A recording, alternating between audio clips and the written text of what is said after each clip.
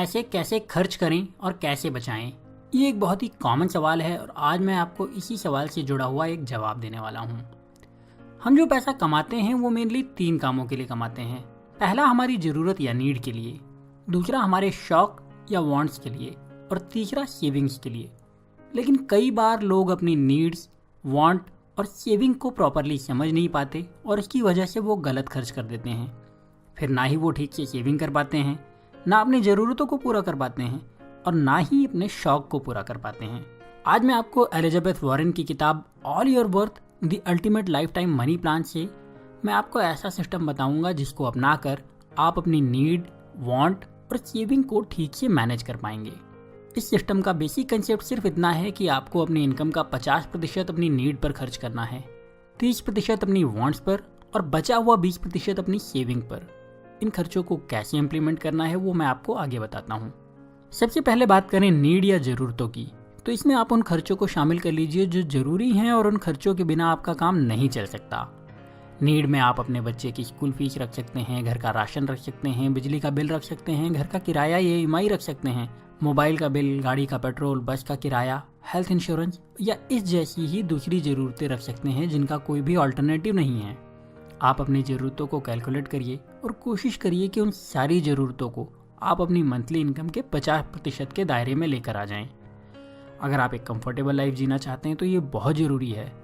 अगर आपको लगता है कि ये 50% कम हो रहा है तो इसे आप 60% कर दीजिए और वांट्स को 20% कर सकते हैं। लेकिन फिर आपको उस रूल को पूरी तरह से फॉलो भी करना होगा और आपको ये भी ध्यान रखना है कि भविष्य में आपको इस नियम को तोड़ना नहीं है। जब आपकी सैलरी बढ़े या आपकी इनकम बढ़े तो भी आपको अपनी नीड्स को मंथली इनकम के 50% से ऊपर नहीं जाने देना है। दूसरा हिस्सा है वांट्स का। इस हिस्से में आप वो खर्चे रख सकते हैं जो आप करना चाहते हैं पर ज़रूरी नहीं है। हो सकता है आप एक नया मोबाइल खरीदना चाहते हैं जबकि आपका पुराना मोबाइल फ़ोन बहुत अच्छी तरह से काम कर रहा है, तो ये जो खर्च हुआ वो आपकी ज़रूरत नहीं, आपकी चाहत है, आपकी वांट्स है। ऐसे ही छुट्टी पर जाना, होटल में खाना खाना, महंगे कपड़े लेना या इसी तरह के दूसरे खर्चे आपकी ज़रूरत में नहीं, आपकी चाहत में शामिल होंगे। आपको करना ये है कि इन खर्चों को आप दूसरे हिस्से में खर्च करिए जो कि आपने वांट्स के लिए निकाल कर रखा है। यानी कि अगर आपकी सैलरी 10,000 रुपये है और आप होटल में खाना खाना चाहते हैं, एक नई जीन्स खरीदना चाहते हैं और एक नया मोबाइल लेना चाहते हैं, तो आपको वो सारे खर्चे अपनी मंथली इनकम के 30% यानी कि 3,000 रुपये से ही खर्च करना होगा। अगर आपका मोबाइल फ़ोन 12,000 रुपये का है तो आपको 4 महीने तक इस 3,000 रुपये को बचाना चाहिए और तब वो नया फ़ोन खरीदना चाहिए। अगर आप होटल में खाना खाने के लिए एक्साइटेड हैं तो ये तय कर लीजिए कि आप एक बार खाएं या 10 बार। महीने में आपको अपने वांट्स पर अपनी इनकम का सिर्फ 30% अमाउंट खर्च करना है, उससे ज़्यादा 1 रुपया भी नहीं। और अगर आपने अपनी नीड्स को 50% से बढ़ाकर 60% कर दिया है तो यहाँ आपके वांट्स में आपके पास खर्च करने का दायरा सिर्फ 20% ही बचता है, तो इस बात का ध्यान जरूर रखिएगा। अब तीसरा हिस्सा है सेविंग का। इस हिस्से में पूरी ईमानदारी के साथ आपको अपनी इनकम का 20% हिस्सा सेव करना है। आपको समझना होगा कि अगर आप यहाँ चीटिंग करेंगे तो लॉन्ग टर्म में आपको ही नुकसान होगा।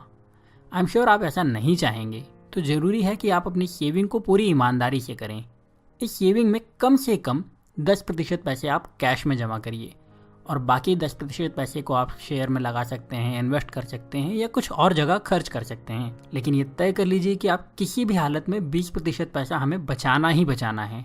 दोस्तों, अगर आप ठीक ठाक कमाते हैं और खुद पर कंट्रोल कर सकते हैं तो मैं आपको यकीन दिलाता हूँ कि इन तरीकों को आप आसानी से फॉलो कर लेंगे और अपनी लाइफ में अपनी ज़रूरत, चाहत और सेविंग को भी आसानी से मैनेज कर पाएंगे। बात करें इस किताब की तो किताब की लिंक आपको डिस्क्रिप्शन में दी हुई है, आप चाहें तो वहाँ से खरीद सकते हैं। पर इस किताब का बेसिक कंसेप्ट सिर्फ यही है कि 50% पैसा आपको अपनी नीड पर खर्च करना है, 30% पैसा अपनी वांट्स पर खर्च करना है और 20% पैसा आपको अपनी सेविंग में लगाना है। अगर आप ऐसा कर लेते हैं तो आपको लाइफ टाइम प्रॉब्लम नहीं आएगी। दोस्तों, मैं ये भी समझता हूँ कि कई बार आपके पास इतनी इनकम होती ही नहीं कि आप अपनी नीड के साथ अपनी वांट और सेविंग पर फोकस कर पाएँ। अगर आप भी ऐसे ही हालात से परेशान हैं और आप पैसे सेव करना चाहते हैं तो इस वीडियो के एंड में आपको एक वीडियो मिलेगा जो कि आपको बताएगा कि कम इनकम के साथ भी आप सेविंग कैसे कर सकते हैं। मैं पहले ही बता दूं कि वो जो तरीका मैंने बताया है आसान बिल्कुल नहीं है, लेकिन प्रैक्टिकल है। तो अगर आपके पास इनकम कम है और फिर भी आप सेविंग करना चाहते हैं तो उस वीडियो को ज़रूर देखिएगा। और अगर आप उन लोगों में से हैं जो सोचते तो बहुत हैं पर कर नहीं पाते, तो आपके लिए भी एक वीडियो मैंने बनाया है जो कि मेरे दूसरे चैनल पर है, आप उसे भी ज़रूर देखिएगा। वो वीडियो आपको यहाँ मिल जाएगा। आपको ये वीडियो कैसा लगा मुझे ज़रूर बताइएगा और इसे अपने दोस्तों के साथ भी शेयर करिए ताकि वो भी नीड्स, वांट और सेविंग को समझ पाएँ और इसे आसानी से मैनेज कर पाएँ। दोस्तों, आप सभी मेरे लिए बहुत खास हैं और मैं बिल्कुल नहीं चाहूँगा कि आप मेरा एक भी वीडियो मिस करें। तो अगर आपने अभी तक मेरे चैनल को सब्सक्राइब नहीं किया है तो प्लीज़ आप अभी सब्सक्राइब कर लीजिए और बेल का बटन दबाकर नोटिफिकेशन भी ऑन कर दीजिए। हो सकता है आपने पहले ही सब्सक्राइब किया है लेकिन नोटिफिकेशन ऑन नहीं करा, तो बेल का आइकन दबाकर नोटिफिकेशन ज़रूर ऑन कर दीजिए ताकि आप मेरा कोई भी वीडियो मिस ना करें। अभी के लिए सिर्फ इतना ही। मैं आपसे मिलूँगा अगले वीडियो में। तब तक अपना प्यार और वक्त देने के लिए बहुत बहुत धन्यवाद।